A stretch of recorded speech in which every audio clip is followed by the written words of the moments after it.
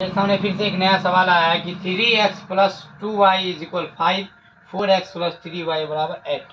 यानी मेरे पास क्या है, दो समीकरण दे दिया। अब बस इसको जांच करना संगत है या असंगत। दो समीकरण दे दिया और क्या करना है, जांच करना समीकरण संगत है या असंगत।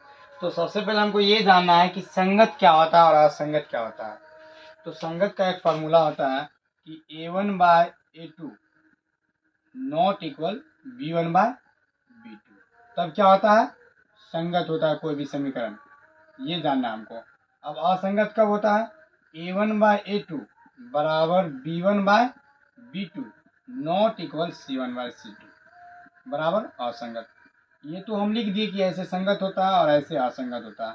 अब इसको अपनी भाषा में समझते हैं। यानी जब पहला दूसरा के बराबर नहीं होगा तब क्या होगा, संगत। और दूसरा कंडीशन, जब पहला दूसरा के बराबर है और तीसरा के बराबर नहीं होगा तो असंगत होगा।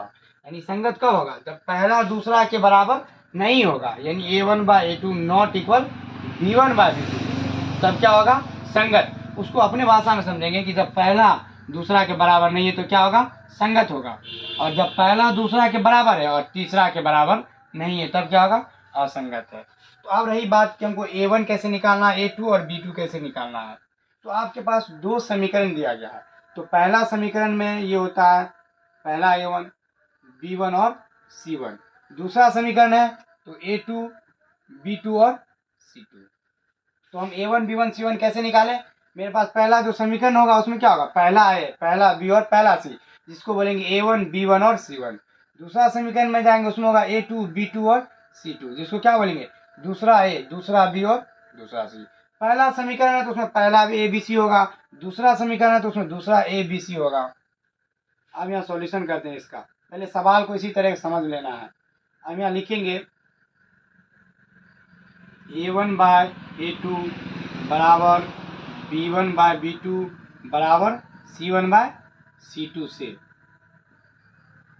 अब a1 का मान कितना है 3, a2 का मान 4 बराबर b1 का मान 2, b2 का मान 3। तो हम यही देखेंगे एक दूसरे के ये बराबर है कि नहीं। तो आप ही बताएं, 3/4 और 2/3 बराबर है नहीं, तो क्या होगा, यहाँ पे लिख देंगे, इसको काट देंगे। तो इसका मतलब ये हुआ कि a1 bye a2 not equal b1 bye b2। यहाँ पे इसका मतलब ये हुआ कि पहला दूसरा के बराबर नहीं है। तो आपको अभी तुरंत हम बताएं कि जब पहला दूसरा के बराबर नहीं होगा तो समीकरण मेरा क्या होगा, संगत होगा। तो आप इसको देख के बता सकते हैं कि ये समीकरण किस टाइप का है। तो इस समीकरण का हाल है संगत। तो बस आप एक चीज याद रखिएगा, कभी भी कोई समीकरण दे और बोलेगा जांच करने संगत है या असंगत, तो सबसे पहले क्या करना है, उसको a1 बाय 2 और b1 बाय b2 के रूप में लिख देना है। अगर पहला दूसरा के बराबर नहीं है तो संगत होगा, और पहला दूसरा के बराबर है और तीसरा के बराबर नहीं है तो असंगत होगा। तो ठीक है, तैयारी करते रहिए, इसी टाइप का हम सवाल लाते रहेंगे आप लोग के बीच।